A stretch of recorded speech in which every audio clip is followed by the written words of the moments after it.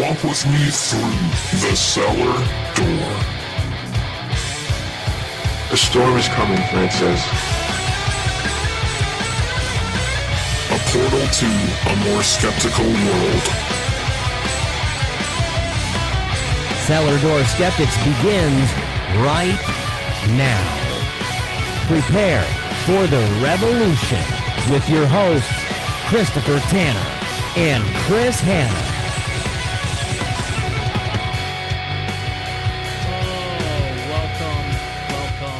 Welcome to another Cellar Door Skeptics.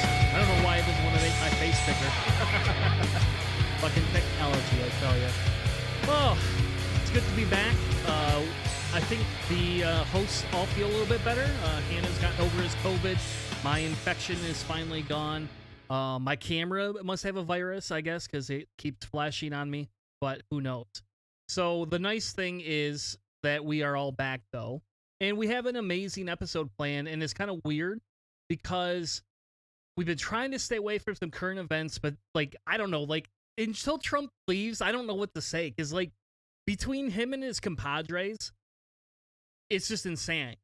Like, some of the things that are going on, like, within 2 days, 3 days of each other, we have a guy named Lynn Wood who has decided that Mike Pence is working with Democrats to essentially remove Trump from office so that in 4 years, he's guaranteed a seat and he'll win. And he's, like, going on these rants about how Mike Pence is going to take over for, you know, Trump in 4 years. The Democrats are just going to handle the election like they did this election. And this dude's just a lawyer. Now, the funny thing is this guy's a lawyer for the Ramsey family way back in the day. If you remember the whole John Benet Ramsey case, this dude was a lawyer for them, and now was a lawyer for Trump. Anyway, then he goes on a whole nother tangent talking about how he has evidence of sex cults and blackmail. And it's just crazy. And it's crazy. And then Trump calls Georgia. And then I'm getting messages from conservative friends essentially asking me what it will take to change my mind about Biden winning and never voting Democrat again. And it's like, what? Why would you even ask me that? Like, I'm like, okay, conservative question of the week. You know, but some of the crazy things that are just happening right now is mind-boggling. And then on top of that, we have Mitch McConnell, the turtle, who wants to give everybody $2,000 now, miraculously, but you got to repeal Section 230. Like, wait a minute. How does this have ties to you? And, like, why do you all of a sudden want to give out more money that you refused to give out last week? It makes no sense to me. So we had to actually, like, cover some current events because there's just too much goody stuff. And it's a new year, and I feel excited, and I feel happy. And with that, let's bring on Buddy the Elf and Hanna the Lumberjack. How are you tonight, sirs? Well, a little short, apparently. I think I'm the tallest guy on the show, and apparently I'm the elf. I feel like the dwarf from Avengers. How tall are you? I'm 6'2". All right, fair enough. You got me beat there. Yeah. I'm only 5'11", so That works. a way to derail the show there, Mr. Elf. Like, have you ever seen the movie Elf? Actually seen it? Yeah. Every year I watch that movie. That's the one, like, just it. Every year it comes back. My wife likes it. We watch it at least once every holiday season. Well, there you go. I haven't Maple had to watch syrup on your spaghetti. I I haven't. will try it. I mean, it doesn't sound terrible. You're from Canada. Why would you not try it?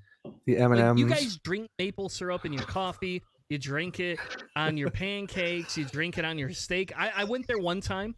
It's like being Irish with whiskey, and it had fucking maple syrup on it. I'm dead serious. I swear to God. Well, it depends on where you are in Canada, because if you talk to any Quebecois, the only real maple syrup comes from Quebec. So, you know, I don't know if that factors in or anything, but you can be British and put baked beans and gravy on everything. That's even weirder. I like gravy, no but wonder everybody like went to war with the British at some point in history. Like, that's just a violation. That's disgusting. Now hold on though. Don't Canadians put gravy on everything? Shut the hell up. That's poutine. That's fries and gravy, and it's got cheese. It's delicious.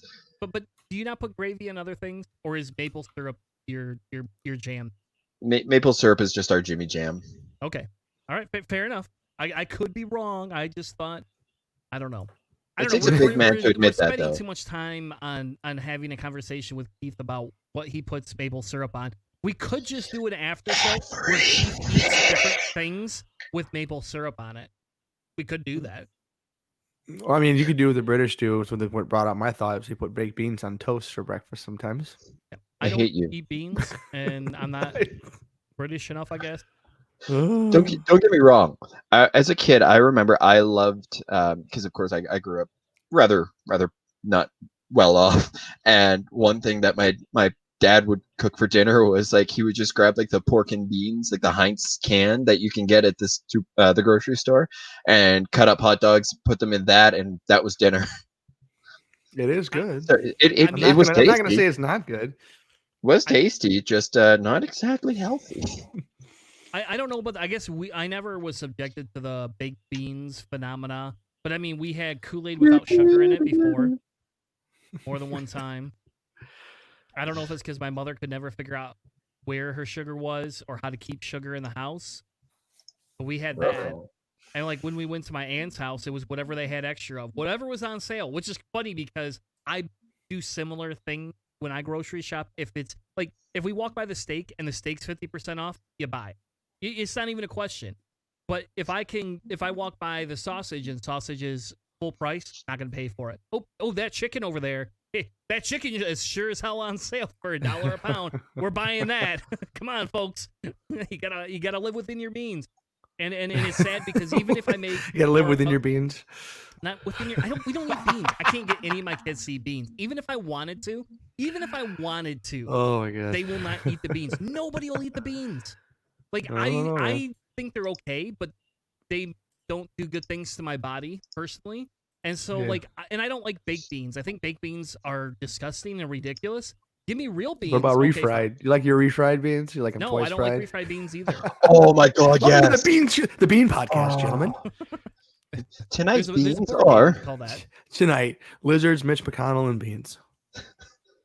Hey, it's I'm all a sorry, conspiracy yes? theory here, folks. yes. Beans? It is. I don't know. And it's just funny. I get your point. You know, we could have beans and conversations around those and God, I'm all getting of that. hungry now. You But there's should so be much better hungry. things to talk about right now.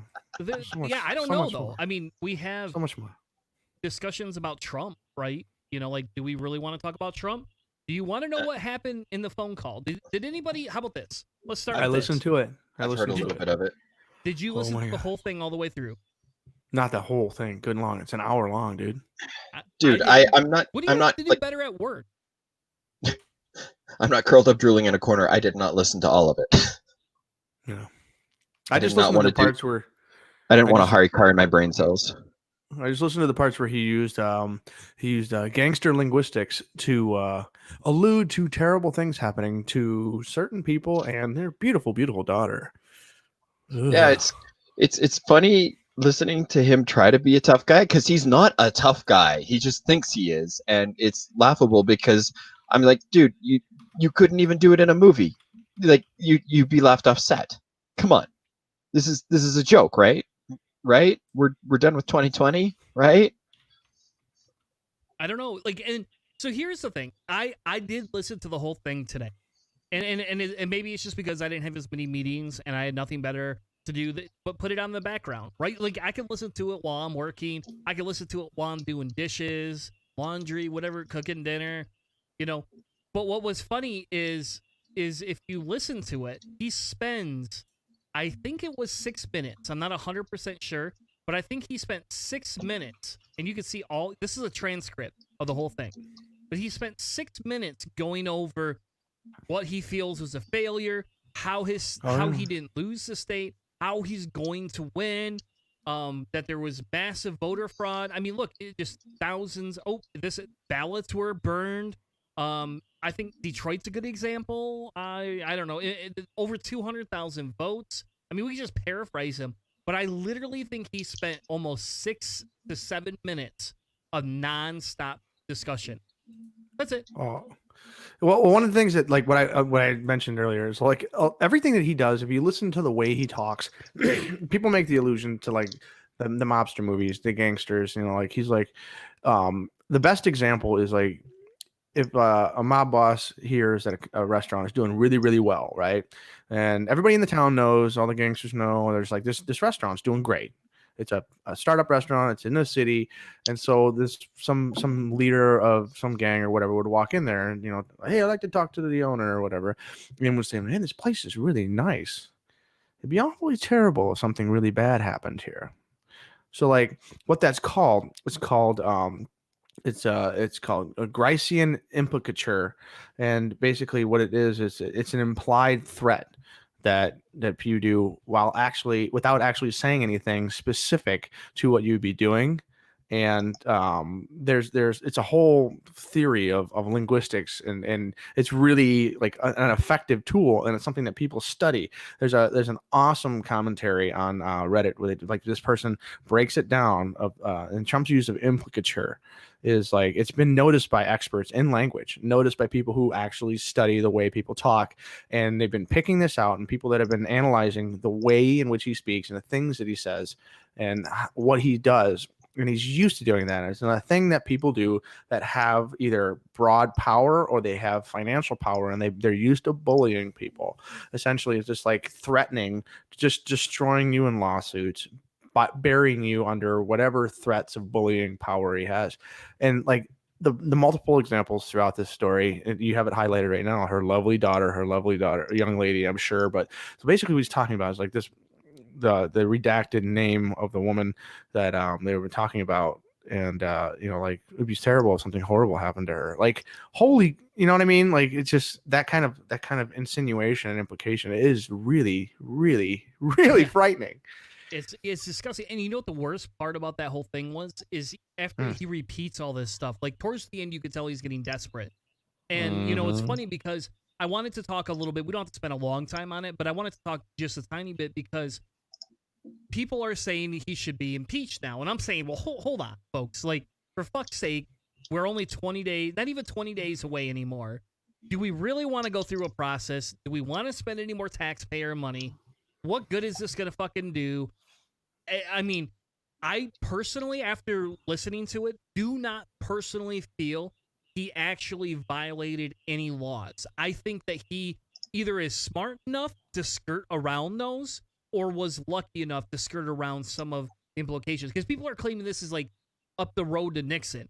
And it's like, I need, like right there. Well, Nixon's stuff was basically like this too. It's political. He made it a politically bad decision, but Nixon himself, like aside from Gerald Ford's pardon, I mean, there's very little chance that he would have actually been implicated in crime and had to deal with that. Trump in the same boat with this here. Like, there's very little chance that he would.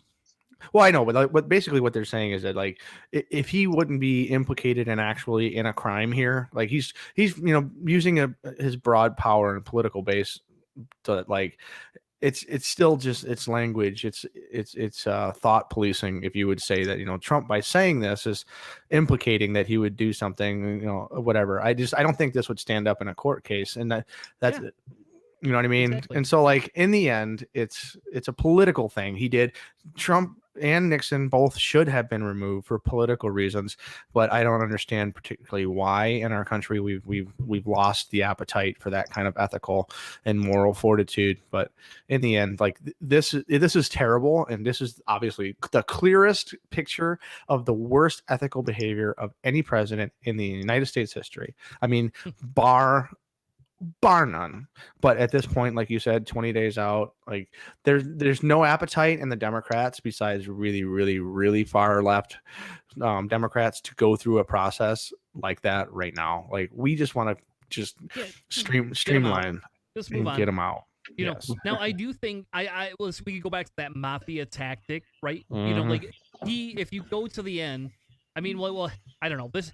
So I'll be honest, it is a good listen in terms of if you want comedic relief and if you want to just sit there and go, Ugh, why would you say Sweet, these things? sweet comedic relief. It's comedic relief. I think it is. But one of the big things that they went through, though, especially towards the end, is he was talking quite a bit about not only the votes he needs and how he should never have lost, but he wants them to recertify and reopen and let signature verification in under 2 days. Just say you're recalculating.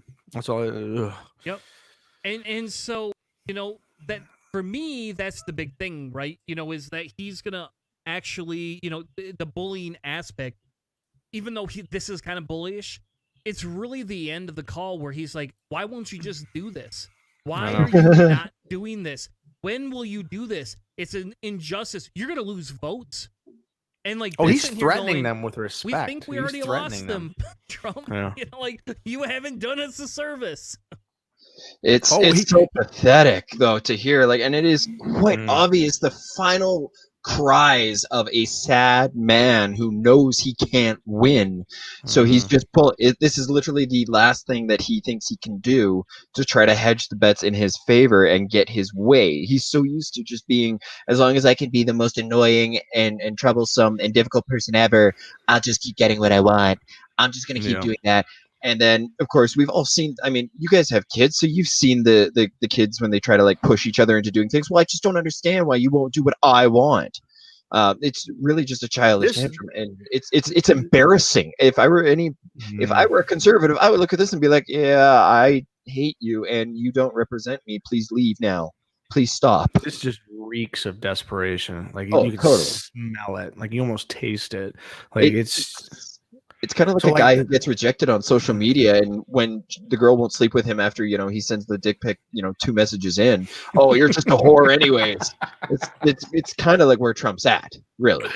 I know. It's it makes you really this level of, just blatant. Just think about it. If this hadn't, this conversation after the Lindsey Graham threats to the Secretary of State, and the guy who's in charge of all the election coordination or whatever, they were like, Trump's calling us. He called him 18 times before they answered the call, which means they were setting up the recording software.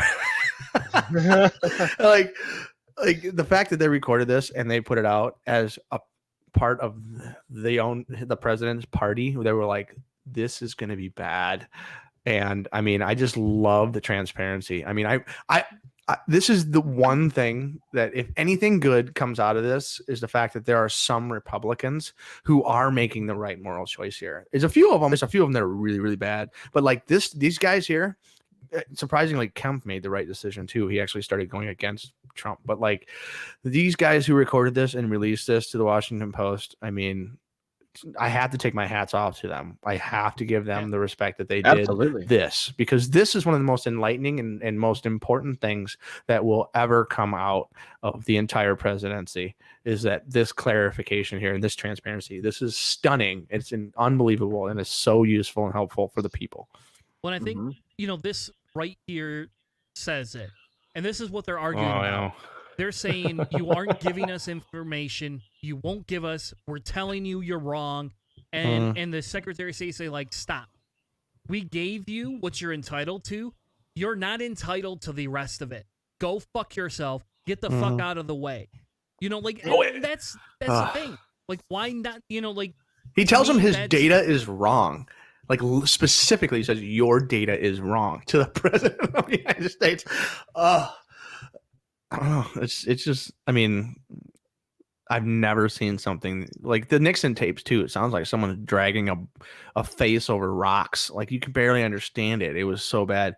This is the clearest. This is crystal clear, man. It is crystal clear. You can hear Trump's gravelly grumpiness at the fact that they just keep saying no, short and concise, and he's just getting more and more frustrated. All I can see is just that one, the Bugs Bunny meme where he's just like, no. Yeah. And then, here it is, Trump saying, I don't care who it is. I don't want to know. Just you guys take care of it. It's that's a typical, high-level CEO thing, saying, this is what I want. Plausible you're going to get ability. it for me. That's what it is. And, like right here, they're saying if it's a privacy issue, can you just deputize the lawyers? And so they will not admit they're going to do that. And I have not seen anything today. This is from Saturday. I have not seen anything that says they're going to do that.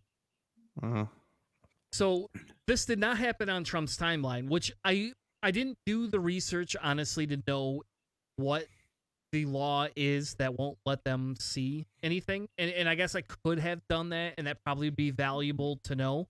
But, like, they're saying, fine, we'll talk to your lawyers. I can promise you there are more of that. But at the same time, I think it's important that we move ahead and go expeditiously with this. And they're like, okay, I'll get with the lawyer who's representing us in the case and see what we can get together. That's their But what answer. What he wants, like they talked earlier about the deputization, essentially what that is, that's a presidential decree, or, him announcing or saying that these lawyers have power from the executive branch and they're allowed to see something, whatever it is, and they represent the executive branch and they are allowed to see this.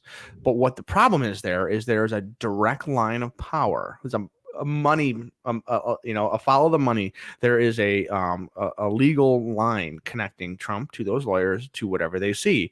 And if they come back and say they saw something that isn't true, isn't real, Trump is directly associated with that. What he wants, and what he has always wanted, what he did with Michael Cohen, what he's done with everybody who's been his fixers over the years, he wants to be able to say, make this happen, right? And he wants them to do whatever, however it gets done, and he doesn't need to know exactly how it got done. That way he can say, I don't know how much money Cohen gave Stormy Daniels. I don't know anything about that. That was all him. That wasn't me. I didn't do anything.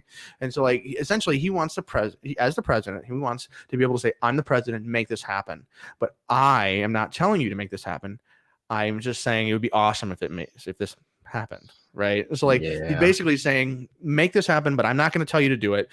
I don't want to know how you did it, but just make it so. And, like, by doing that, he's always protected himself by removing himself to a certain level, the 6 degrees of Kevin Bacon. And it allows him almost, all the time legally. He's been doing this for years, right? He's been using political power. He's been using economic power. He's been using business capitalistic power to remove himself from certain distances to make people do what he wanted. And he's trying to do this here, but there's too many people watching, and he's squirming. I don't think he'll be able to succeed, and I don't think the Republicans are willing to go as far as he is. And the next 20 days are going to be gross, but I don't think he's going to be able to get them to do what he wants. In the end, even Ted Cruz licking his boots, I don't think they have the votes to make anything really happen. Because tomorrow's election day, and then the next day is them confirming the Electoral College. So, like, the next 2 days are going to be bonkers. Period. No end around. Fair enough. Well, I think we've exhausted that. I think now it's time. Oh, shit.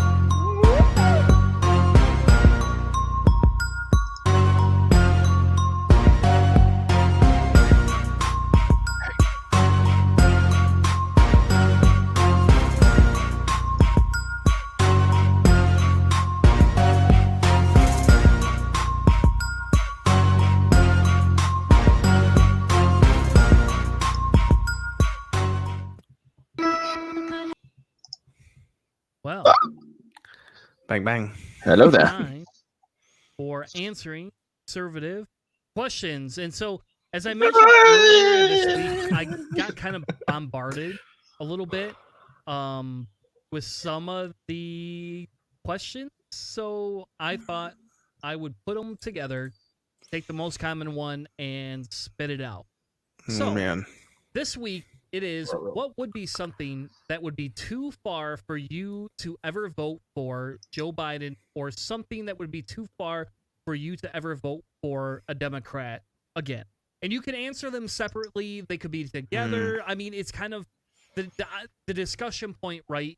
Is that we said this before. What would make you change your mind, right? And I think this is a very convoluted question. But in fairness, we've asked the same thing of Trump supporters more than one time. Like, I've asked that question: what would make you not support Trump? because it gives you two camps. Yeah, of what is too discussion. much? Yeah. Yeah. One camp is I always vote Republican. Another camp is, I guess there's more than two camps, but it's usually I always vote Republican. I am anti-choicer, or I love Trump, that type of thing. So there's that type of mentality. So I thought it would be good because somebody asked me this, like somebody messaged me and asked me this same question. What would have made you not vote for Joe Biden? Keith usually gets thrown in this, but I guess for Keith, you're, I guess, a I can parallel answer for it from you. my own. I can answer I a know. parallel. But for a parallel for you, I guess just think about I'm going to answer it is what like the Canadian parallel would be like voting for, centrist, whatever, yeah, it would be technically. But so for me, the Joe Biden situation is the same kind of thing that I've been talking about as the shift to the right. If I saw Joe Biden, I mean, directly and openly support something like attacking another country preemptively, the type of things that we talk about centrists liking to be, globalist and a global police force and doing something like that, or Joe Biden openly, completely supporting something that would be easily understandable as against Black Lives Matter, right? It's saying like, I'm supporting the police in this situation. The kinds of progressive movements that we've seen as like a normal, regular, plain Jane left-leaning person supports. We support marijuana, gay rights. We support any of the things that come to the LGBTQ, everything. Like something that's blatantly and totally against that. If he came out, I would not vote for him for a second term. It would not be that difficult. I mean, I almost wouldn't vote for him if he was running against anyone else besides something like Trump. Like if it was a normal centrist Republican versus a centrist Democrat, Joe Biden, I would probably go into a third party camp. I would probably start looking at the Democratic Socialist candidates or whatever. So like, it doesn't take too much to push me to not vote for Joe Biden again, but the vote not Democrat, that's much tougher because that would be the DNC itself, the entire Democratic National Convention supporting something just really bad. I mean, like in our binary political system here, seeing something for the entire left side of the spectrum to be worse than the right side of the spectrum, that's hard. I mean, that's really hard. I can't imagine a case where that would happen, where something the DNC would be more conservative than the Republicans, especially the way they've been going of late. I mean, going harder and harder into the right. But maybe if the Democratic National Convention supported something like making the United States a Christian nation, or something where it's like in the middle, where like we're still going to be kind of whatever, but like if they wanted to go to the point where they were openly supporting something like a national religion or saying English should be the national language, like picking a side that harsh where it wouldn't be like alienating people or putting people in prison or something weird that the Republican hard right would do. But like something like that with the Democrats were like, no, American, it's a Christian nation. The founding fathers said that would be too much for me. And I would probably never vote Democrat again. Like, that's not going to be a thing where people get really, really hurt, but it would push me philosophically off over the edge. So Biden being gross and the Democrats being religious. That's my answer. Interesting. Well, and I think in my world, one of the big things for me is, I guess I kind of go back and forth because I only voted for me. What would make me not vote for Biden again? Not having Trump. There you go. Like I would never vote for Biden in a normal election. I guess if Mitch McConnell was running, I'd probably still vote Democrat. But I'll be honest with you, without somebody that's going to create a hellscape, it's a lot harder for me on a Democratic political side to vote for that president. Now, as a Democrat overall, I think it would take the party to create a hard line that says all Democrats must do this, and it must violate a humanistic tenet I hold. So if they came out and said, we support putting children in cages, we support deportation, and if you don't support that, you can't be a Democrat, I'm done with Democrats. And I'll be honest, I mean, we've toyed with this before, and that's kind of what our theme is for the new year: is how do we find avenues and ways to subvert Democrats anyway without giving the wins to the Republican Party. So really, for me, you don't have a lot to sell me on. It's when we get a better party that can draw a bigger portion of the vote, or we go into total anarchy and can reset these silly scales. For me, that's what it'll take. And I'm not opposed to anarchy to some extent in the political realm if that's what it takes. And I was kind of hoping that's what would come on Trump, is that there would be enough anarchy that both parties would split hardcore enough that we would get multiple parties that we could live with. But really, the problem becomes is that didn't happen.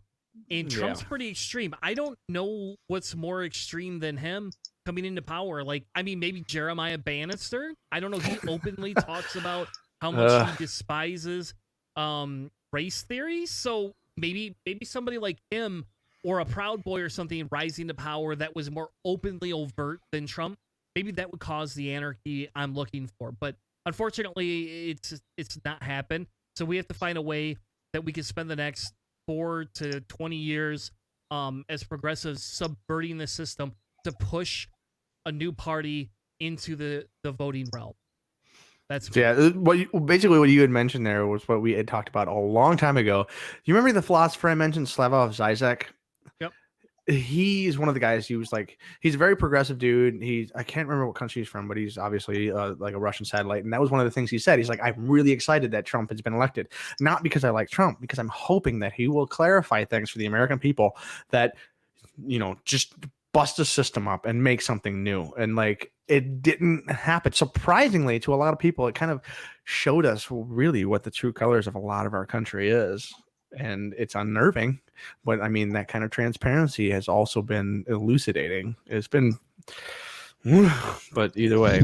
So Canada, help us, please. Okay, so I don't really like the premise of the question of saying that you would dogmatically never vote for a party again. I mean, yes, there are certain reasons why I would not vote for them. Just like there are reasons that I'm willing to say that if this, to metaphorically speak, if the stars were to just line up, they were to say the right things, and they were to happen to be the best party in line with what I wanted, and I was trying to make sure somebody else didn't win or whatever, I would probably end up voting conservative. I mean, I've voted I'm more of a strategic voter anyways, because I recognize that the parties I support typically won't win, simply because I'm in the middle of cousin fucking Canada, and that's because Alberta, it's basically like the south of Canada, essentially. In terms of ignorance and conservative dogma. Anyways, so I mean, obviously, if Joe Biden were to commit crimes against humanity and the Democrats were to be like, no, it's totes fine, then yeah, I would have a lot of issues supporting that party and would probably be trying to vote against them. But that, again, is kind of a conscience question.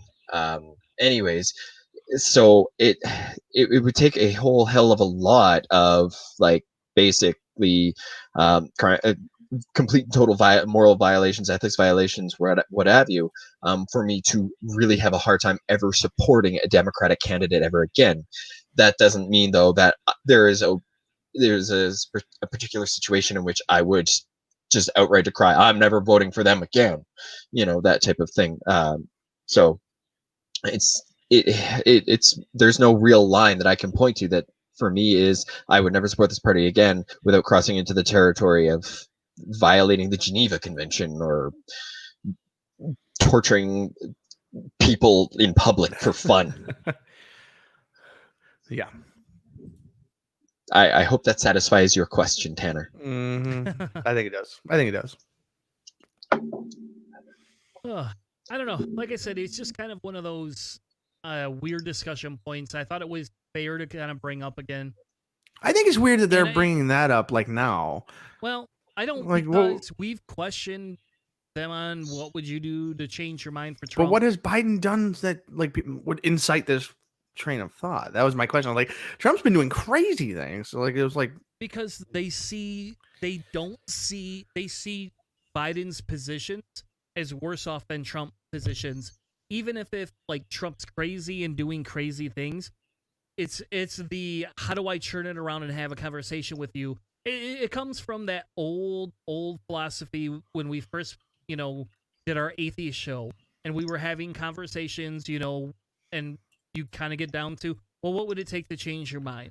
yeah, And it's that same philosophy, it's that same group per se, applying it to politics now. And I don't disagree a little bit with it because it gets that going. And then it goes, you and I said, we just sat here and said, well, Keith said basically nothing would change his mind except for an egregious thing because he doesn't want to ever be locked into. He sounds like a Trump supporter, actually, because he doesn't want to get locked into anything. He wants to be able to free to make his own choice, to wear a mask if he wants, to not wear a mask if he wants. That is the worst have take whatever- on my position. Whatever gathering he wants, he doesn't care. It's his rights. He doesn't want to be told what to do. Fuck you! I won't do what you tell me. Exactly. And so but that's the thing. The discussion point, right? Is we say these to other people. We should probably turn around and look internally sometimes to say, is that really a valid question to ask somebody? Now, you and I both think it is because I don't understand how you could vote for Trump. I don't get it. And like, it's funny, even Jeremiah Bannister, I was listening to a little bit of his show today, which I should stop doing, but I was listening to it just because I had nothing better to listen to, and I like listening to the other side sometimes.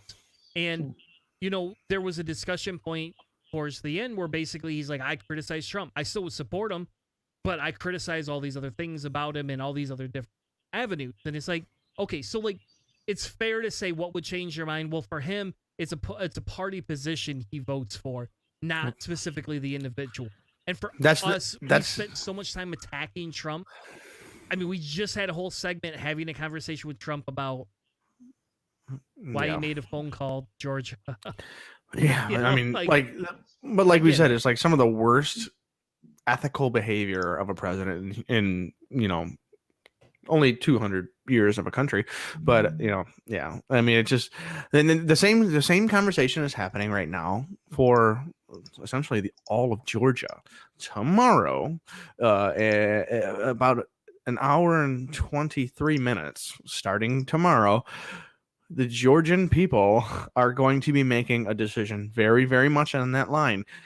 Is this guy so grotesque that you won't vote for your party, or are you voting party because the threat of a Democratic supermajority threatens your political, philosophical view that much that you can pass up? It's a big deal. I'm sure we'll be talking all about this next week because this is going to be one of the, besides November and like essentially when we found out the results of the Electoral College. Besides that, this week is going to be one of the most consequential of the next 2 to 4 years, without question. And with that being said, let's move on to our next segment. And I think this is a valid conversation because I've done some research. So I asked the question to our internal team this week to say, what is this? And, should we repeal it? What are the ups and downs? And instead of getting an extremely well-rounded, here's the pros and cons, I got, here's why this would be bad. And let's see what happens when we cascade it. Down, down, down, and down. But I think there is some valid points on the other side that we need to discuss because we need to understand, is this a valid... Think about it this way. It's not part of the Constitution, right? It was not a constitutional amendment. You and I both agree there's some language about the Second Amendment that probably should be changed a little bit or interpreted a little bit differently. Not let people walk around with automatic or semi-automatic rifles all over the place and own 1 million guns. We all know that there's some issues we have with that. So we have to be fair and honest and say, well, let's really, really get in and look at this as Section 230. Yep. Yeah, Section 230 talking about internet freedom of speech mostly. And it's a surprisingly big deal to a group of people that are probably relatively internet illiterate. All right. So lay it on us, man. So my genuine understanding of Section 220, essentially the Communications Decency Act, what it does is it gives platforms a general pass if people on that platform say utterly horrifying things that would essentially be prosecutable if the platform was like supporting that thing. So the layman's explanation of it is like, if on Facebook you said something that was so egregious and so disgusting and so terrible that you could potentially be saying like, oh, this person is, you know, whatever, violating someone's basic human rights by saying that, you know, they are an utterly disgusting whatever religion or their whatever the sexuality or gender or whatever, that Facebook can be in trouble because they are allowing that person to say those things on their platform. Section 230 allows Facebook within reason to remove things that they think are a bit egregious and a bit too much, but also it requires them to remove things that are absolutely against the law, child sex trafficking. Like there's an entire list inside the section that basically says that anything that has to do with like that can be legitimately connected to breaking the actual law, and those kinds of things, the platforms are allowed to remove. They can be destroyed.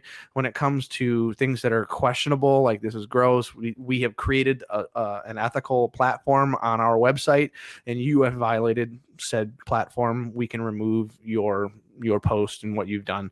And what it does is it basically Section 230 allows Facebook or Twitter or whoever to be free from being prosecuted or have lawsuits brought against them because of the language and things that some of these people say on their websites, even if it makes it through that basic general filter.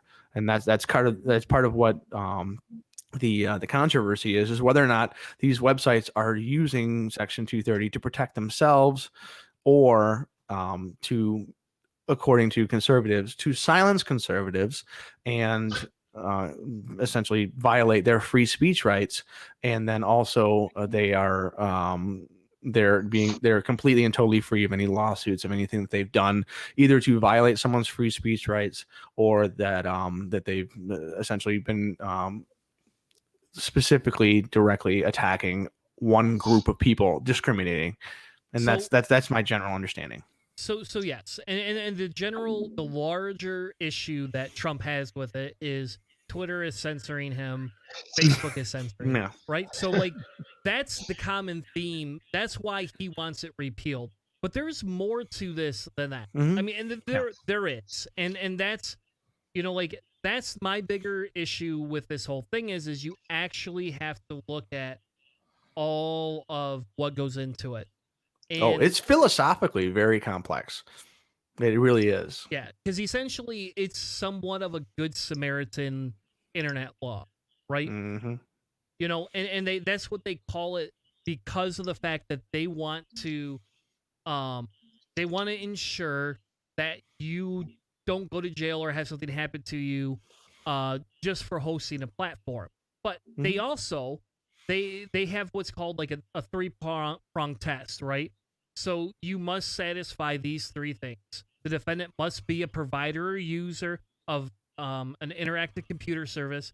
The action must be asserted by the plaintiff, must treat the defendant as the publisher or speaker of the harmful information of issue, and the information must be provided by another information content provider, i.e., the defendant must not be the information content provider of the harmful information source.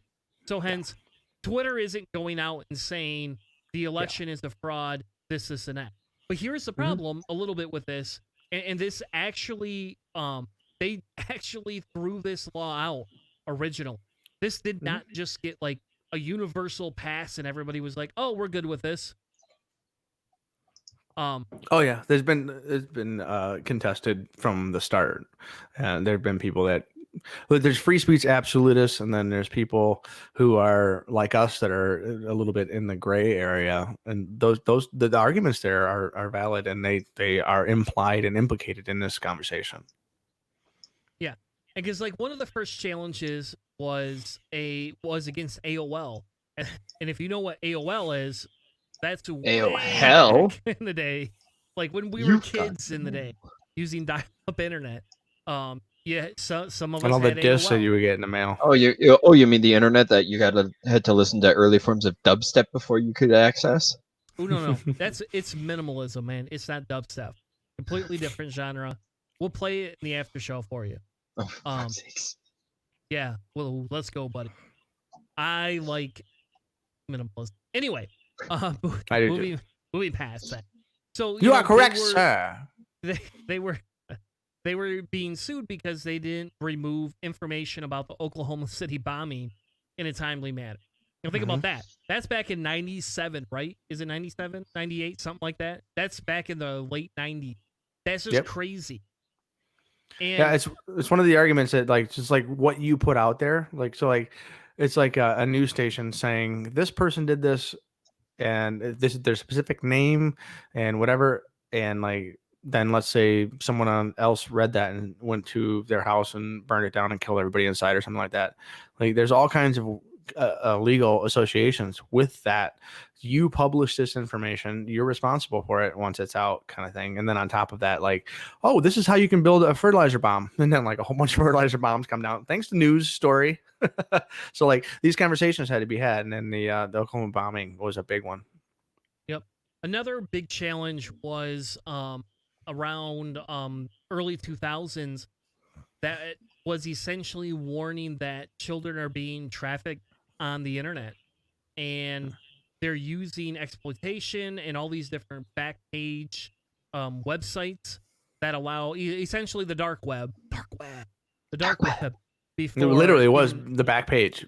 Page was the page that people were using. It was essentially weird sex cult, like pedophilia, Craigslist. Yeah.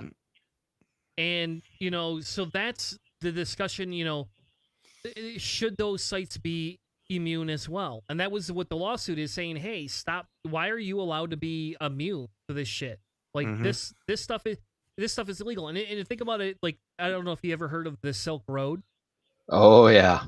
Wait. Now, no, you haven't. Okay. I sounded way too excited. Sorry. So the Silk Road used to be like underground slang for how you could sell and buy drugs online.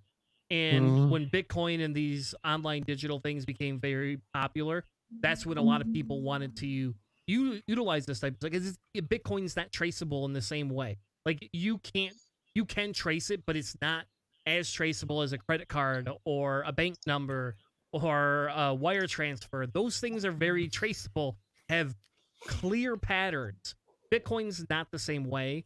Then also the dark web. Into a Bitcoin discussion about whether you could get. Well, the dark web is also the dark web is also a similar conversation. Like the dark web itself is a massive chunk of the internet that is not used. It's mostly like a utility and like a utilitarian version of the internet. So like what we're on right now is like the floating surface that's been modified and adjusted for what we want.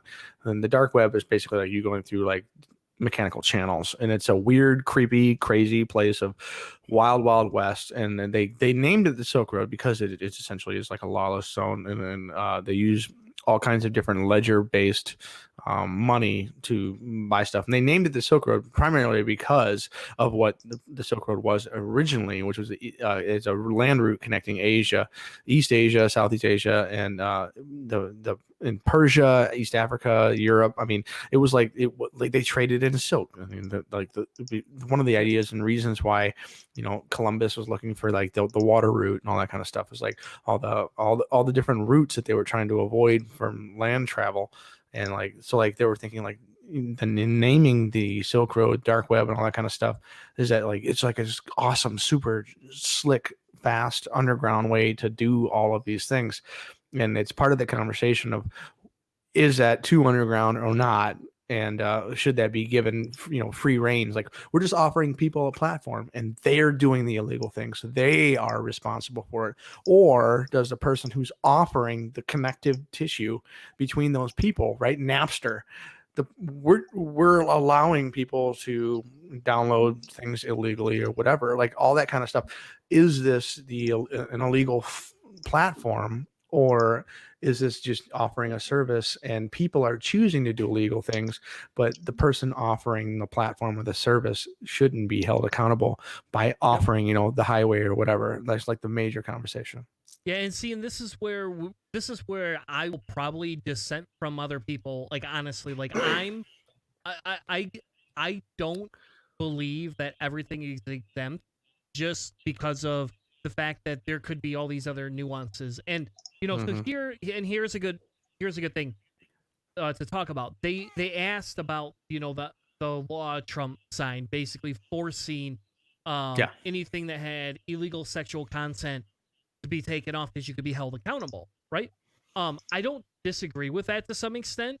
But the problem is what it did is it didn't actually help child trafficking that they could discover, but it's hurt sex work and prostitution. Now, it's illegal in a lot of states, right? So we could make a moral case against that. But on the opposite side, them saying it makes all these things less safe, blah, blah, blah, should just trigger us to go, why don't we create a law that legalizes sex work?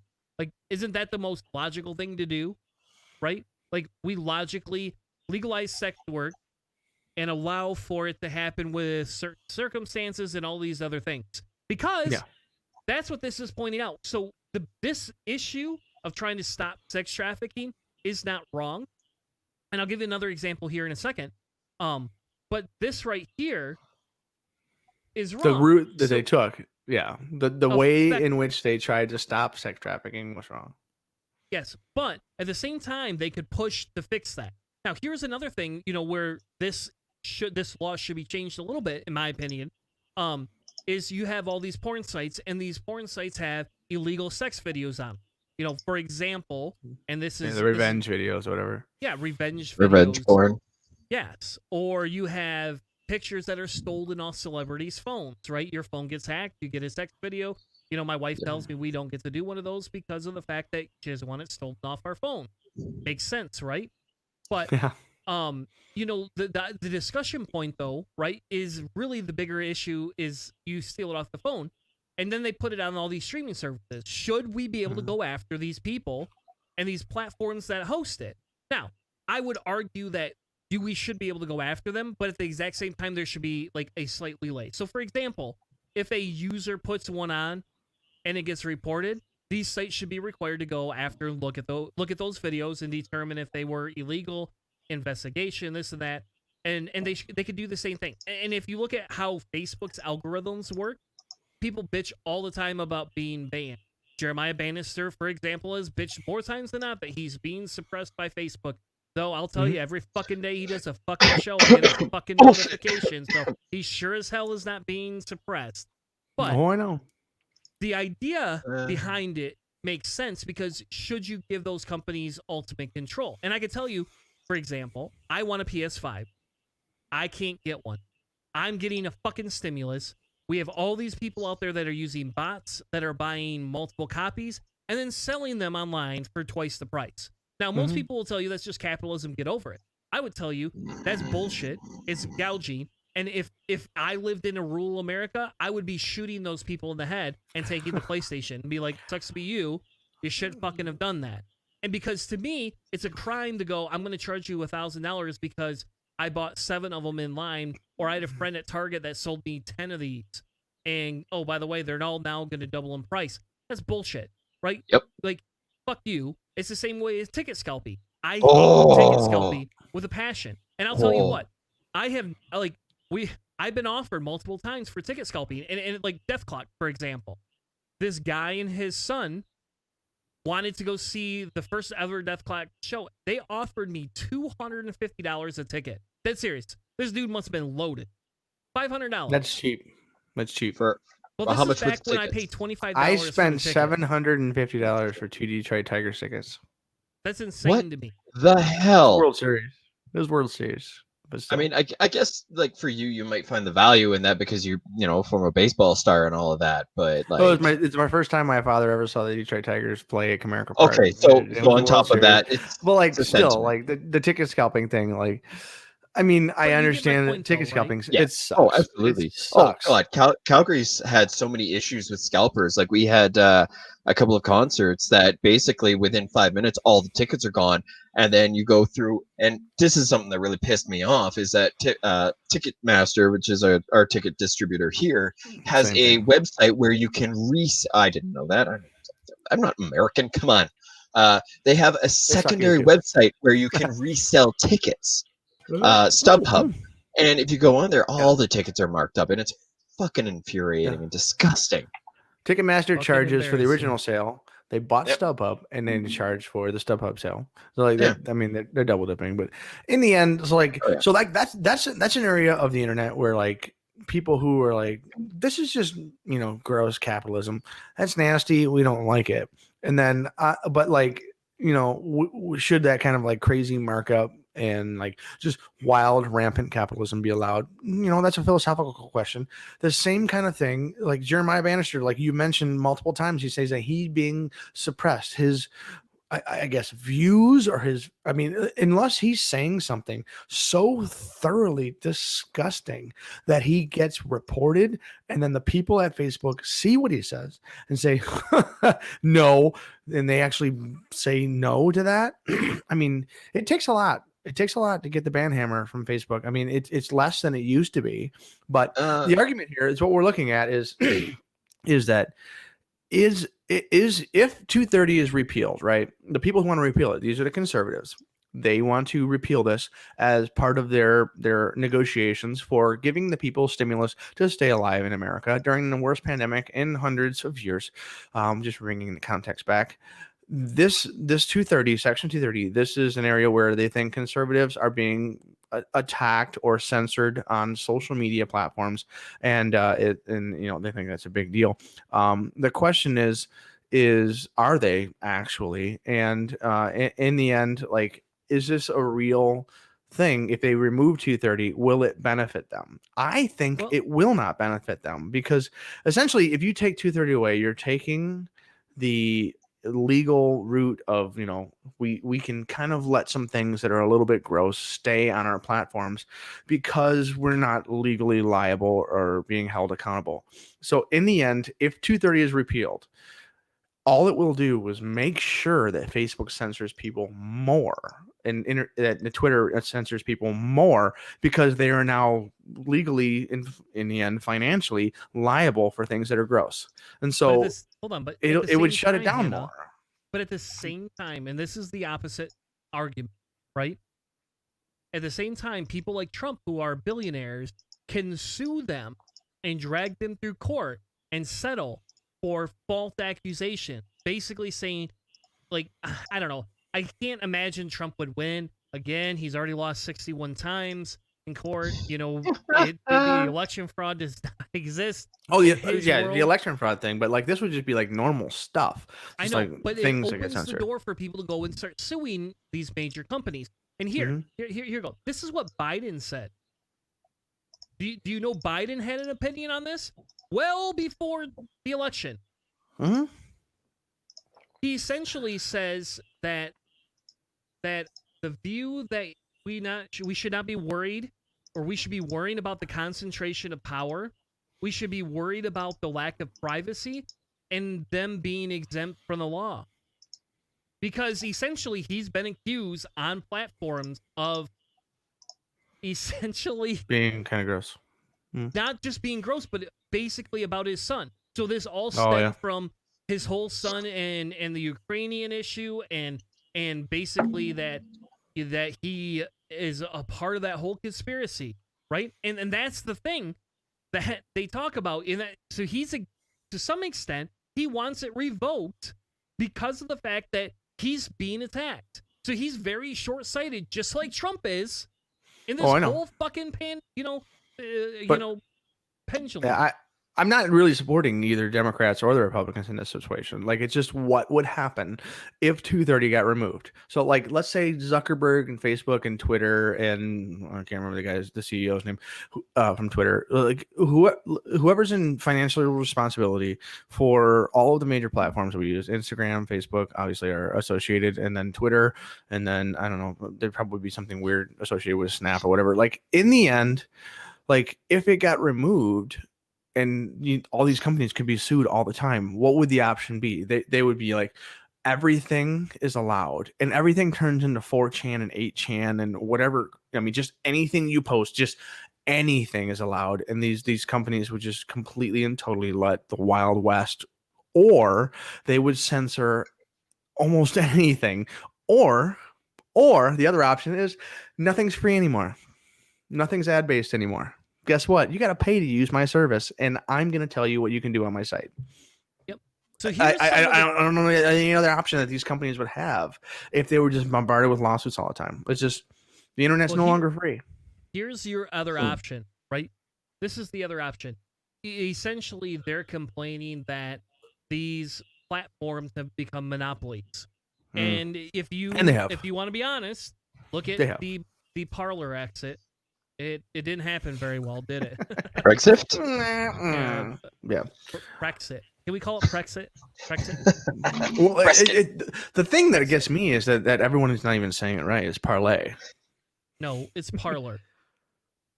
That's how you're gonna say it. That's how I know. That's how they want it to be said. It's America. We get to say things how the fuck we want, asshole. Yeah. Yeah, we're aware. I saw Pirates of the Caribbean. I know you're supposed to say it. and so the whole discussion, in fairness, like, dude, the whole discussion actually comes around this, and I don't disagree to some extent in this, like, right, like, this is not. This isn't like gross, but like it's I don't know, man, because you put a bunch of places in power, and give them money because of capitalism. You've now allowed for them to do one of two things, right? The smaller ones will go out of business because of lawsuits. The larger ones will win and control the media we see. And I'm on the opposite. I'm not on the page that we should repeal it. Personally, I'm on the page that we need to fix it. That we don't want to repeal it. We want to change it for the better. And incrementalism. That's what I'm hearing from the anarcho-capitalist or anarcho-socialist. Yeah, because if it were really my world, I would probably say we're going to ban this, and this. If you get caught with this, you lose your protection rights. And it's kind of the same way as if somebody walks into your home and you shoot them and kill them, and you find out that they had a pocket knife, and do you have the right to live? You had a bazooka? And now you're charged with murder, You leave my bazooka out of this. If you shoot a bazooka in the house, Keith, we don't have to worry about a trial. I'm being sarcastic. There are a lot of things. Yep, we're done. There are a lot of things we need to worry but in the end, what we're talking about essentially, like the lawsuit aspect of this, like the small companies, right? You're going to get a bit obliterated by lawsuits, or you just won't police anything at all, and you'll be a 4chan or an 8chan. Like, you'll be these crazy places where things like QAnon can live and thrive. It'll be gross. It'll be absolutely insane. Or the internet will turn into what I argue it should have been from the start. It's not ad based, but subscription based. And any website should have been looking for financial support from the people who used it. And it would have been, like periodicals. It would have been like magazine subscriptions, and it would be a completely different place. It would not nearly be as democratized as far as information is concerned. But it would have been free of some of these things. So, like, if you want to use some of the smaller sites or whatever, you gotta kind of either deal with the absolute anarchy, or you would have to pay to be in a place that's a little more enjoyable. I would have loved to see what the internet experiment would have looked like if it had started like that. And I think that would be kind of the response to this. I think part of the issue with that is that it would have really excluded people who couldn't afford to go to those websites. It would have been very much a privilege to be able to go to those sites. So I think that's a big problem with what you've proposed. I mean, it's a nice idea, but I'm all for getting rid of the ad based. like I am all for getting rid of ads because I am What if so people had to pay the done same amount with that like 5 ads are? bloody ads per But you guys minute are on moving- every YouTube You're video. moving away from the subject. What is a pay per site gonna do? I don't give fuck ads. Let's move on past the ads for a second. What is the pay site really genuinely gonna grant you? Can you pay then? And I'll ask the question: can you Integrity? pay to be part of a Nazis we hate black people site? Like, can you have a website then that says this, and you can openly talk about how you want to do whatever you do with your crazy racist people? Are they allowed to talk about that? And should nobody be held responsible? As far as I know, that's allowed now. No, right? If you the websites are not, because the laws come into place where they talk about certain types of free speech and they go after certain things.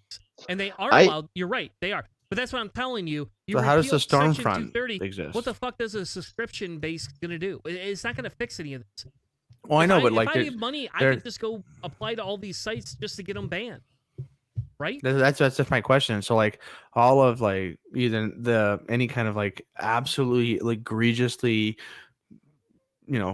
complete and total right First Amendment stuff. The things that the Republicans are saying they want that state of nature, that First Amendment absolutist perspective. But they don't. You are allowed to say anything you want, and if 230 is removed, you're not allowed to say those things, because any of the places that is hosting you is now liable for the thing you're saying.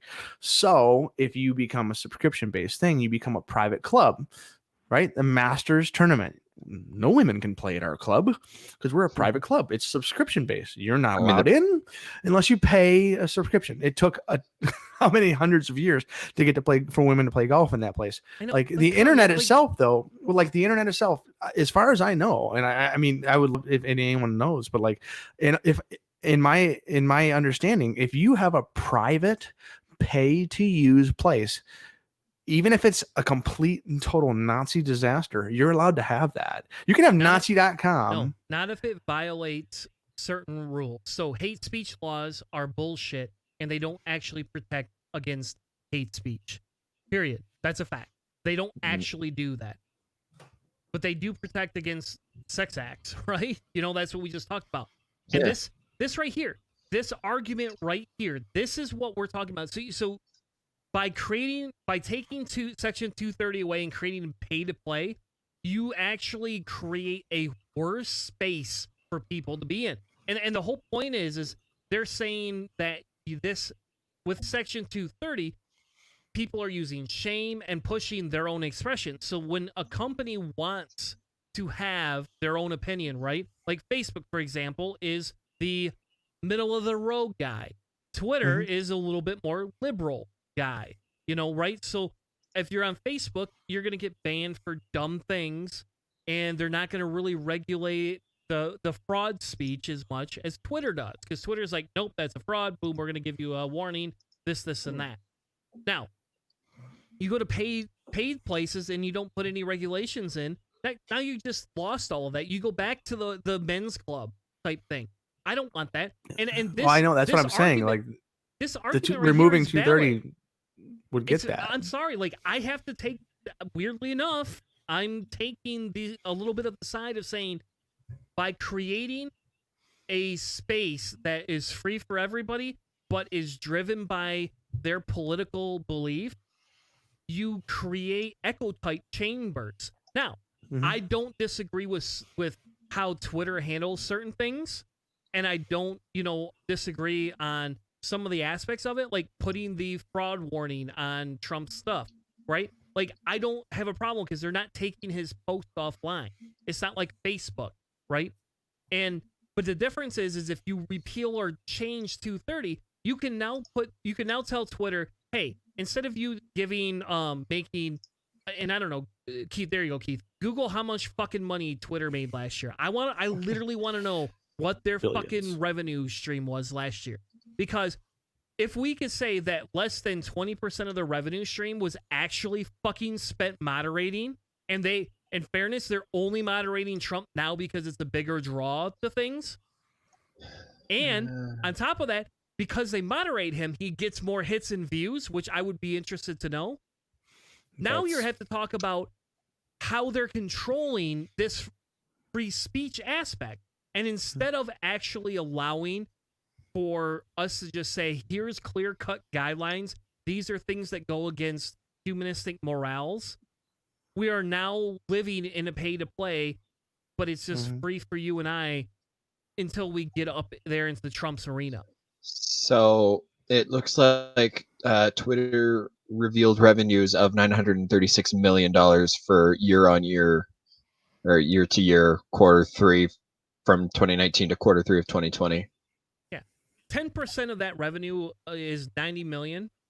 And could you spend $90 million on regulating a little bit better?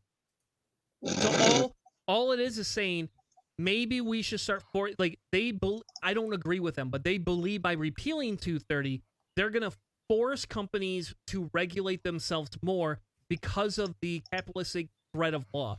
I'm saying we should change Section 230 to stop exempting certain bullshit and start holding the companies responsible, but not allowing personal lawsuits like Trump will put in place and allowing the government to put regulations and stipulations. So there you go, Hanna. There is my. I'm very against Section 230, but because I wanted to have more laws and regulation from the government. That's what I mean. It's like you're not a free speech absolutist. You want to see more things that are being overlooked and regulated and things like that, which is exactly where I would expect you to be in all reality. Because like what section? So here's an interesting thing, right? So like the idea, if you remove Section 230, it becomes essentially anarchy. It's whatever and anything.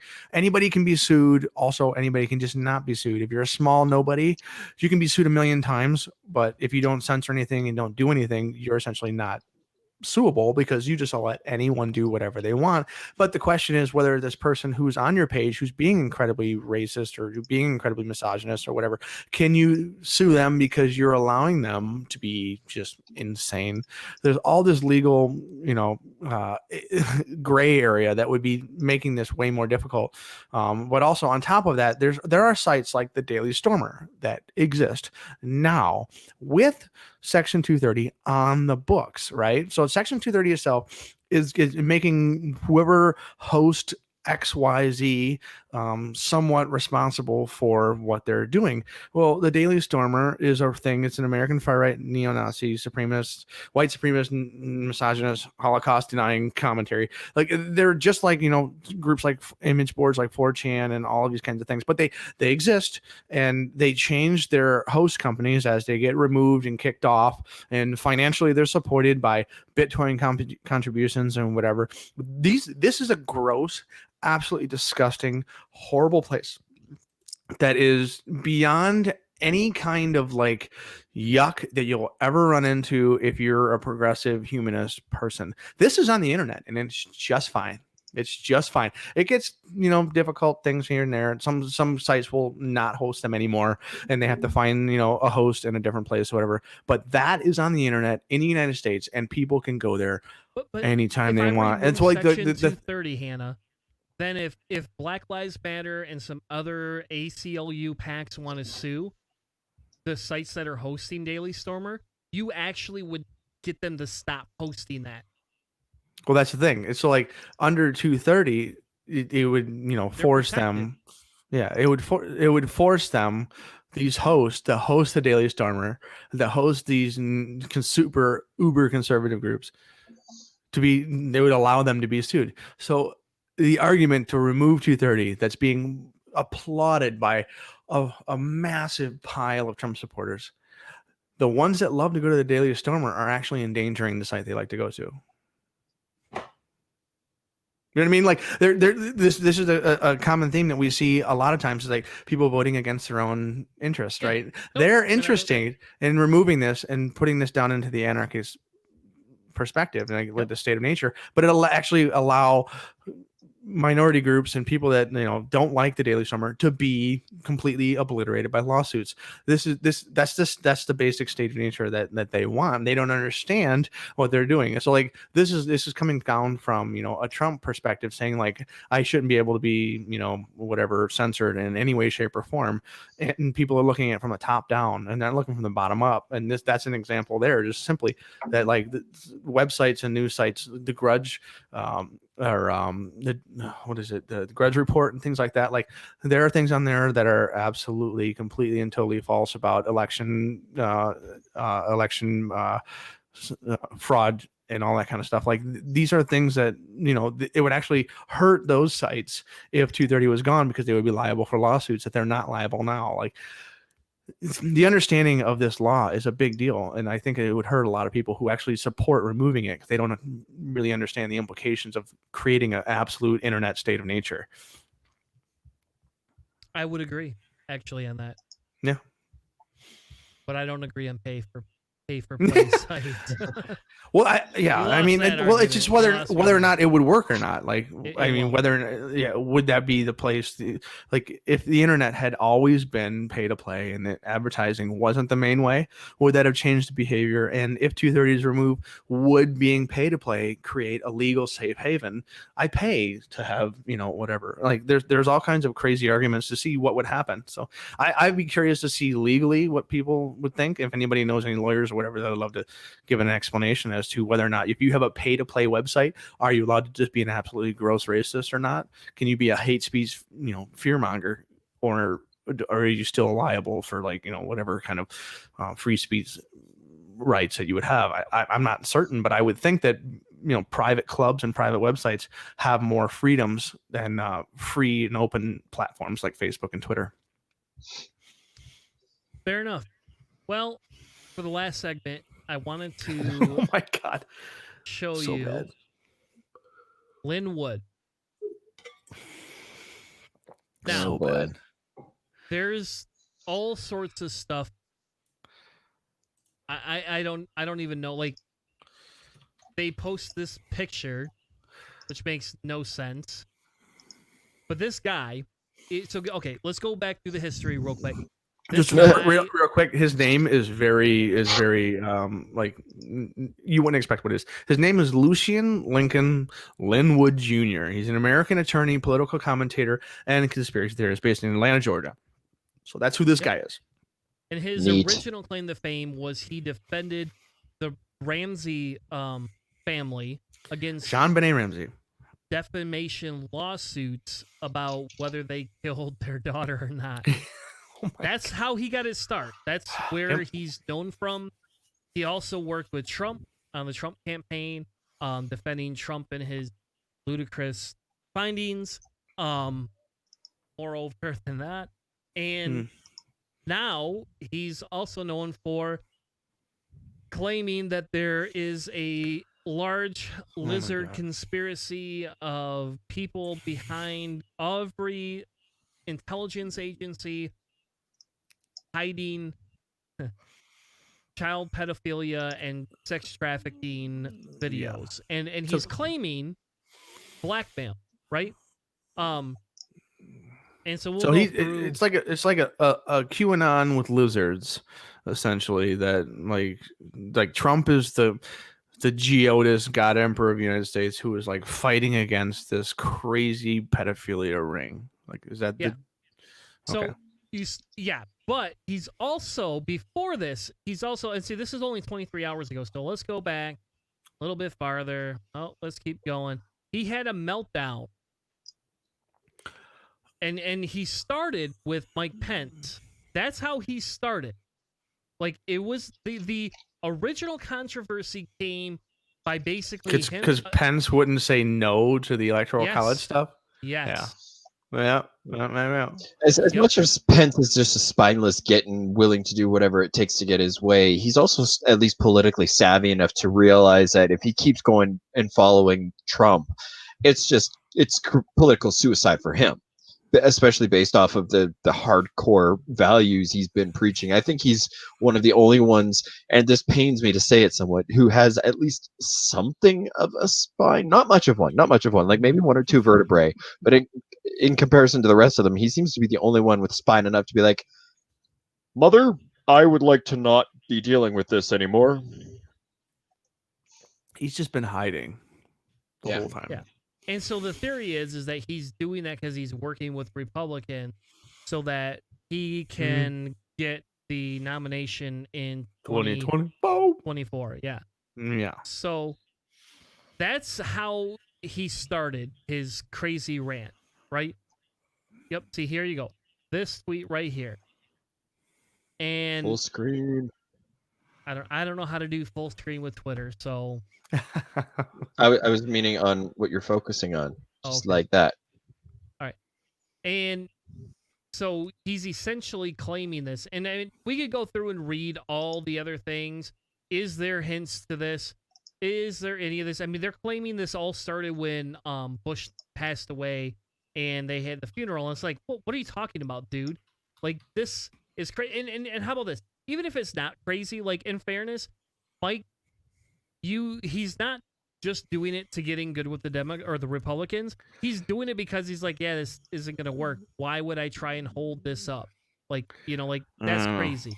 I'm not going to do that. But he then branched out, right? And he's making all sorts of accusations about blackmail and child molestation.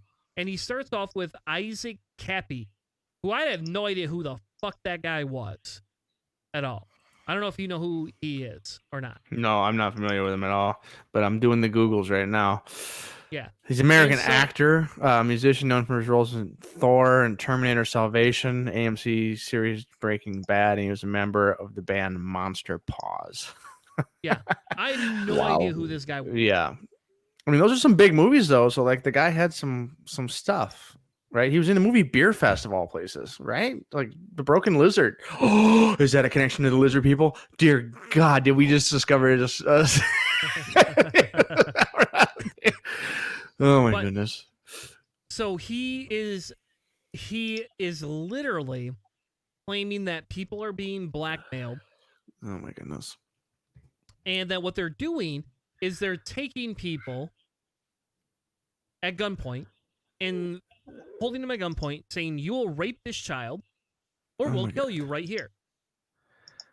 And they rape the child, and then they videotape it, and then they force them to kill the child on video.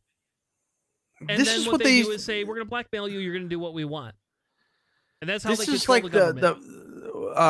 The African Liberation Army that Joseph Kony was part of. Like, he would force children to kill another child, like to dirty him up, and then they would essentially be trapped in their own sin to be, slaves of his army or whatever. So, like, this Linwood guy is saying that these QAnon lizard whatever conspiracy people are doing that to people with children. Yeah. Now, you want to know the irony of this whole thing? What? If we look back at the John Benet Ramsey case, there's three theories, right? That's really one theory bad. is the father or the mother killed her. The other theory is the son or her brother killed her. Mm-hmm. And then, the third one is that there was an intruder, right? And it's still an unsolved thing. And I don't really want to get down the road because I don't know which is true. But one of the things that people accuse that the son of, right, is the fact that they found pineapple in her stomach. They found a pineapple dish on the counter, and the only fingerprints on it were John Benet Ramsey's and her brother, right?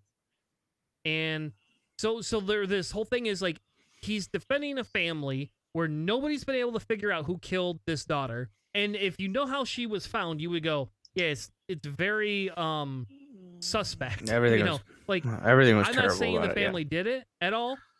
I'm just saying, like, why would somebody break into a house, hang a child, mutilate her, violate her a little bit, and then leave?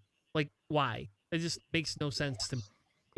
right? Yeah, I mean, if it was anything that, like, if let's say someone came into the house, it would be someone who knew and had some kind of weird fixation with this. I mean, all the child pageants and stuff. There's just like so much grossness involved, and everything. The parents, gross parents, family, gross family, all the people associated around this girl, gross people. Like, just everything was just. Ugh. And so this Linwood guy was supporting, or at least representing, the parents, and cool, fine, whatever. You got dog pictures and craziness and Trump on your Twitter feed. It's gross and weird, but like, I mean, off the deep end, like, really, I mean, this is a long ways off, in my opinion. Like, I don't know. It's just something else. But I'm just kidding. Go ahead. Oh, I was just saying I'm doing a little bit of a background on that whole Isaac Cappy thing, and the dude sounds like he was not mentally healthy. Like, apparently he was on InfoWars in August 2018, and Jones was actually asking him to basically scale back his everything that he was saying, and for Alex Jones to tell you to scale back, you are crossing some lines. Yeah.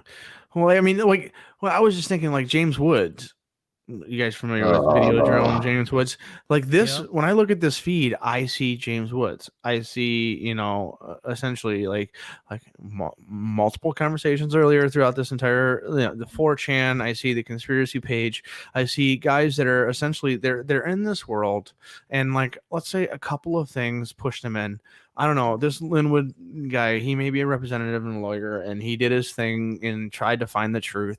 And let's say, like, Nicolas Cage in 8mm, he went a bit too far, and now we have this, whatever this thing is that is on our Twitter feed at the moment, and it's just a broken shell of whatever intellect used to exist inside of that human brain, and it's just it's a dangerous, weird place.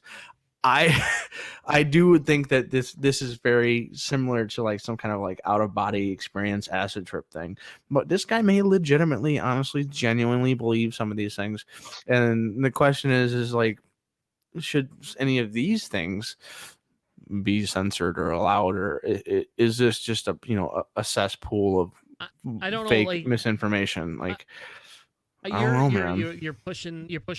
No, I don't want to go down that road, because I know. to be honest with you, I kind of think he should be able to say this type of stuff, and we should let defamation suits come out if that's the case. But I mean, I don't know. This is a hard line, because here's the thing: is he's claiming this Isaac Cappy knew the Lizard Squad hacked, gave blackmail files to Isaac Cappy. He gave them and split them to two friends, and now they're going to come out if Linwood dies.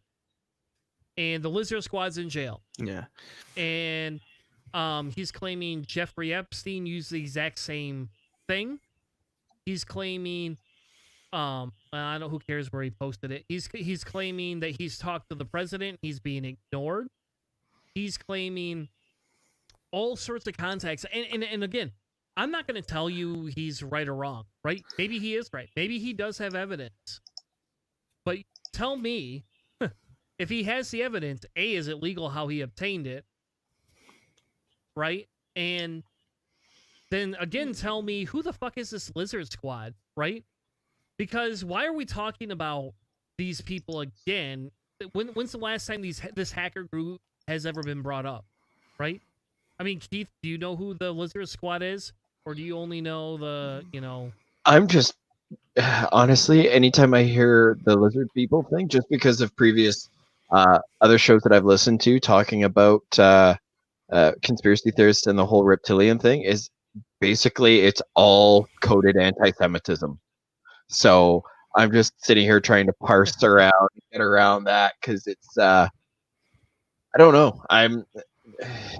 That in and of itself is worthy of like an entire episode series diving right into the lizard people conspiracies. The Lizard Squad thing, though, for me, like, from what I've known, it they were a hacking group that attacked a bunch of gaming sites. They were DDoS attacks, so that basically denial of service attacks. So they would just bombard and destroy whatever service you had with just a bunch of clones. They would hack 100,000 computers using some stupid bot system, and they would just destroy your server. All these systems would automatically just try to log into whatever thing you had, and it would just blow your crap apart.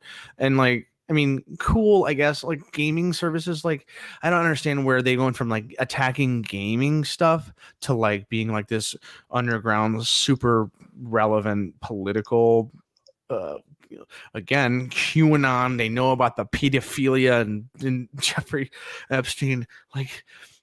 Everybody is just connecting these dots and connecting these animals in the bushes, right? The fight or flight response in the human brain, and they're just shaking the bush, and everybody's just making all of these things some kind of crazy, super duper bad guy, and it's getting frustrating because I'd heard of Lizard Squad, but nothing associated with any political thing. It was part of Gamergate and crap like that. Yeah. And this is the whole crazy conspiracy aspect, thing. Just a worm, a seed. Yeah, I mean, I don't know. And I get that there's always a possibility, right? That, we have underground child exploitation processes going. Some of them could be bigger operations. That's not something that is unfathomable. Yeah, it's not even a possibility. It happens all over the world. Slavery, whatever. There's all kinds of horrible things that happen. Super rich people have a banana republic in the United States where there's a different legal system for really rich people. That's not uncommon. It's not. Yeah, but my thing is when it comes down to this, hey, if he can demonstrate, and I'll say this about Trump, Trump, it, dude. If you can demonstrate that there was voter fraud, and you really can because you've lost 61 times, all right, let's have a conversation about it. I'm okay that there is a possibility that that there could be groups coming around. Yes, I don't disagree that there is always. I don't think there's ever a possibility of lizard people. How about that? There you go. I'll just say that there is not that. I don't believe that. Yeah. Well, that lizard group, that name is just a hacker group name. I will not say that there is not a possibility though that a group could be going around blackmailing people. Do I think it extends to every intelligent agency in the world? No. No. Look. It's about as ludicrous as saying the Democrats rigged the election. They're fucking stupid. And there's truthers instead of Bernie. They're dumb as shit. They don't know what the fuck they're doing. They could have put Clinton up again, and it would have been better than Biden, for fuck's sake. Clinton was better than Biden, and they put Biden up, right? So there's certain aspects of this, and I'm open. If people have evidence, did I show you? And I probably shouldn't tell you this, but there was a video where somebody tried to take what's the guy's name from The Daily Show? Jon Stewart? Nope. Trevor Noah. Nope, not Trevor Noah. No, what's the Catholic guy? The priest. Not Jordan Klepper. No, come on. No, he's popular. He has his own nighttime show. How do I not know this? The guy's name. Fuck's sake. Oh, Jesus fucking Christ. No, not that guy. Yeah, no, he was. Colbert. Wait, are you thinking of Stephen Colbert, right? Oh. Do you know who Stephen Colbert is? Okay. Yeah. So there's a video where they have this creepy guy dressed in green and pink paint singing some weird, creepy children's song. And children are standing against the wall singing it in the same paint outfit, too. And you can't tell. And people are claiming this is fucking Stephen Colbert. But there's no evidence that this is really true, right? None at all. I'm familiar with that one. Conspiracy for the whole savior. Yes, Colbert. Thank you. Yes, thank you, Bella. That's who I was thinking of. I just couldn't think of the damn dude's name. I don't know why. I couldn't think of. But I thought you were talking about active current. Yeah. Anyway. No. And there was this whole thing, and I found this video, and you watch it, and the video is creepy as shit. I won't lie and say if this was a kid's video made, this fucked up, man. Somebody don't know they're done.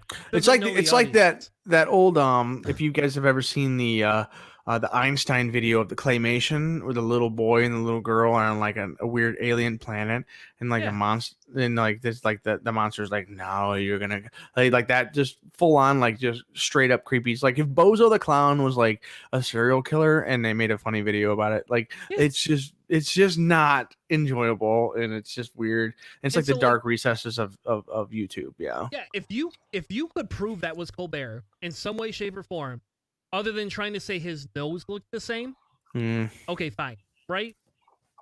Fine. But that doesn't convince me. But I will say that there is definitely sex trafficking. I know that for the fact, because they find these places out all over the place. And I don't think it's... I think what's illogical is saying they're granting people power from it. Nobody's getting power out of it. You're not being promoted by some elitist Illuminati. I will say that these things do happen, and you could get benefits from it. I am a little fuzzy saying that there is a possibility that there's a large organization blackmailing people to do things. But I mean...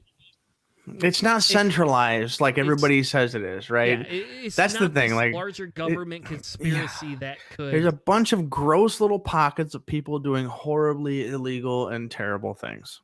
There's tons of them all over the world, and between whatever fraternities or whatever, like there's tons of them. They're all over the place. But like a conspiracy of like a giant, massive thing is too much work. It just is. Yeah, well, it's like all conspiracies. They just end up caving in on themselves because it's like suicide by attrition, because the number of people that have to get involved, it just caves in on itself because there's far too many moving parts for it to not fall in on itself. I mean, hell, we have proof of conspiracies in the past. The best example being the conspiracy to murder Archduke Ferdinand and sparking World War I, which was a hilarious Benny Hill episode, by the way, because it took them 2 tries, and then the guy goes to kill himself, and just by luck ends up killing the Ferdinand to begin with. That's a conspiracy. That's a real conspiracy. They exist. The problem is that when you actually start breaking down the facts and get into the nitty gritty of a lot of these theories, they just don't have the internal consistency it takes to stand up on their own. They just don't. The whole 9/11 conspiracy, it falls in on itself because how many engineers have proved beyond a doubt that everything that happened lines up? Sure, there's a few things that are just kind of like, well, that's weird, but it's not abnormal. It's not defying physics. The cross appearing, well, the number of people that would be involved. Yeah. Exactly. And for it to not cave in on itself, like that's far too suspect. And it just blows my mind that people who are so conspiracy minded can't even stop and go, oh man, but wouldn't they die too? Like, what? Like it's a desire for the agency. The only way 3 people can keep a secret is if 2 of them are dead. Well, and I think the key to it is, if you believe this exists no matter what, you have a predisposition, right? Like I know certain things exist because they've been demonstrated and proven through media and this and that. But if I immediately jump to the fact that whoever that dude was accusing, we'd have to go back. He's accusing some attorney general of it, right? And let's also admit the fact that the actor guy. And let's also recognize, we have an entire industry of stalkers, paparazzi, who literally follow people from sunup to sundown, just trying to get pictures of them in their underwear. You think they're not going to eventually come across something? Like, I mean, some of them are wealthy enough that, maybe they did come across something and they got paid off to not say anything, but that's one person, not an entire army upon an army upon another army that basically 6 degrees of separation. Eventually everybody knows about it anyways.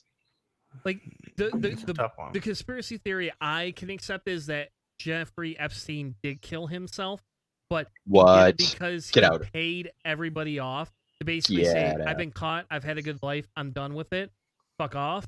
Or maybe he believed in an afterlife, I don't know. But like he didn't want to go to jail and deal with it, and he didn't want to have to churn over a bunch of people. I don't believe somebody killed him. I don't believe the Clintons killed him, to keep their secret safe. Oh, hell no.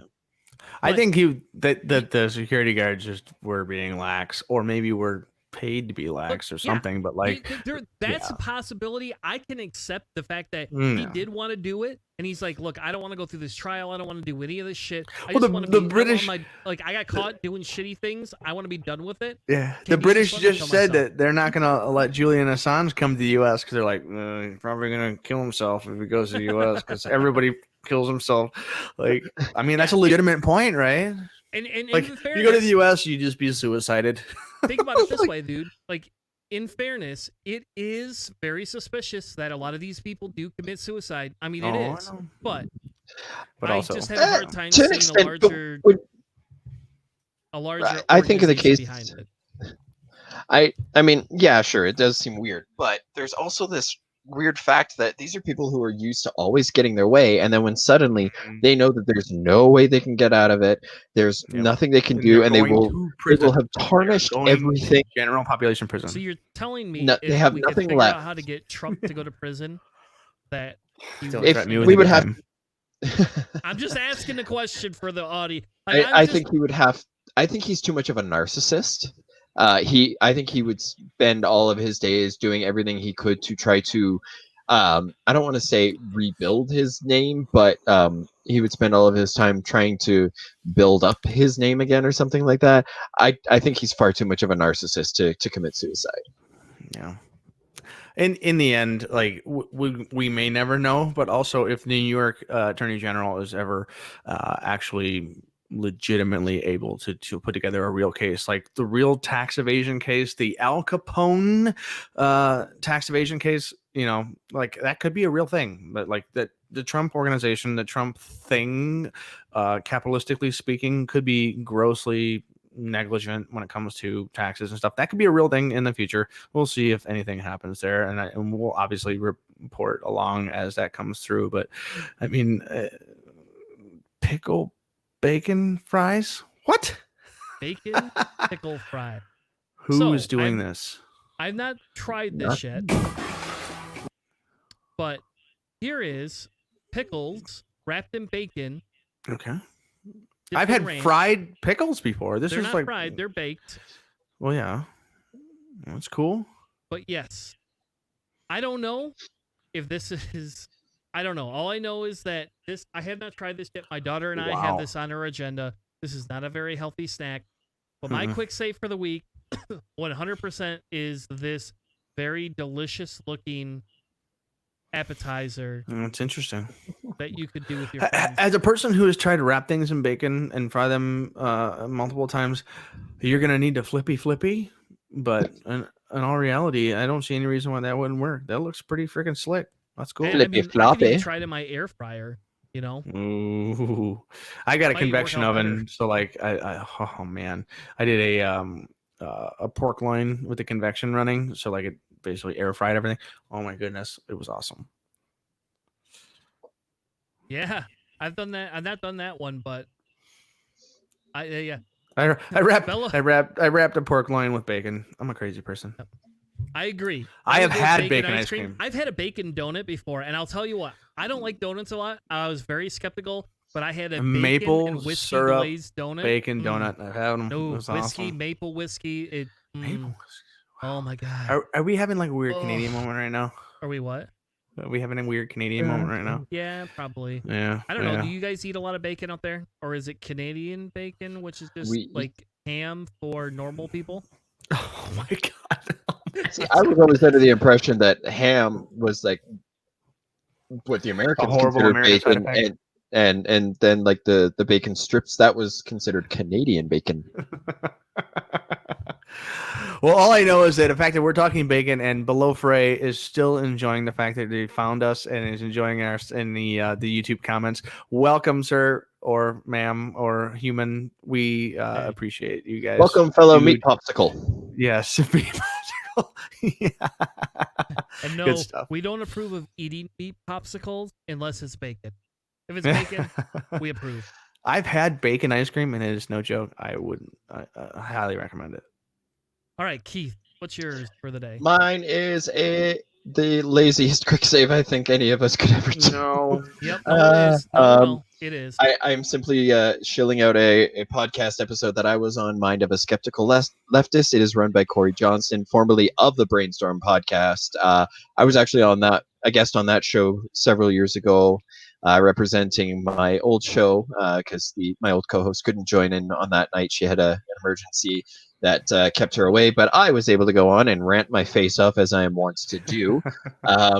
So Corey invited me on and asked me to come talk about Canadian. He's also a middle Canadianer.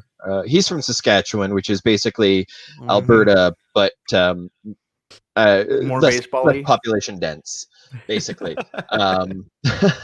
Yeah, so it was a great time. I'm in the works to get him on our show. He and I have been chatting back and forth. We just are working on figuring out dates and all of that work for him because he also has a life and things that he does. So look forward to that in the future. But in the meantime, go check out Mind of a Skeptical Leftist. There is the podcast or podcatcher link provided in the notes. There's also a YouTube link that I've tweeted out as well. And I can update our notes to reflect that as well if need be. But yeah, go give it a watch, give it a listen. I think it's some pretty fun podcasting, if I do say so myself. I mean, not as great as here, but I have to say that. It's good. And this is mine. This is mine. This is my quick save. This is the jerky flippy off you motorcycle mopedy people. And so a bicycle guy says, you know what, I'm gonna shoot fireworks at you until you fall off your motorcycle. I was in my car, or I was in my car. I was in my bed just laughing out loud at the fact that like there's tubes on this guy's bike. He's done this before. before. More than once. This is like I mean, just a full on like. I mean, like I said, it's a great way to get uninvited from the BMX. I don't recognize the road. I would like to bet it's Russia. Yeah, I'm gonna guess it's some place along there. There goes the bike down, like just chaos, insane. I don't know. Like if you're gonna be like one of those crazy bicycle people and you're gonna talk the game, that guy's walking the walk right there in whatever country he's shooting the fireworks off. But I don't know. I've never seen anything like that in my entire life. My old man, just too much. The toughest bicycist cannon launcher guy. And it was pretty cool. And my old man used to be really. My old man used to really be into like remote control model cars, airplanes, and all of that shit. And he happened to take his old remote control Jeep out. But what he had done is he had kind of rigged a little platform similar to that, so his Jeep could actually launch little rockets. Oh. And this was the inaugural and last voyage he ever took doing this. And what he did was, as he's driving around, it ended up hitting a bump, and one of the rockets fired. Well, there was a model, or a remote-controlled aircraft meetup going on a few hundred yards away. And, well, as a remote-controlled A-10 Warthog was trying to take off, it got hit by one of his rockets and stopped flying promptly. Well, I don't know. I guess that could be your old man. It's like when I was a kid, off the record, when I was not a kid and somebody else was a kid, they used to shoot bottle rockets at cop cars from their friends' yard in their bushes, and he's ran more than one time through his backyard and his neighbor's yard to avoid the cops. Which you would think in fairness, because we were in front of a house, they would have just gone out to the front door and been like, "Ma'am, I don't know who the fuck's in your front yard, but they're shooting fireworks at us." Now, I grew up in Ohio where it's legal, so whatever. But still, you would think a little bit. The cop would have been a little bit smarter. But I also almost got arrested. Hey, remember those bottle rockets?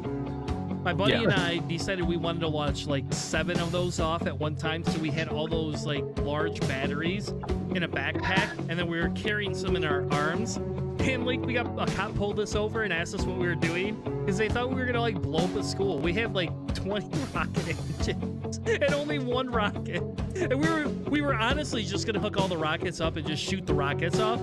And then we had that and we got lucky because the cop turned around to go back to call our parents, and like we dropped the batteries and just ran, just like right, because we were like, we don't want to go to jail. Fuck that. Not that anybody should ever do that, and don't teach your kids how to do that. Follow the law and be good citizens. But anyway, thank you all so much for joining us tonight. We've had an amazing time. We'll be back next week with another episode of Cellar Door Skeptics right here, 10 p.m. Have a good night, everyone.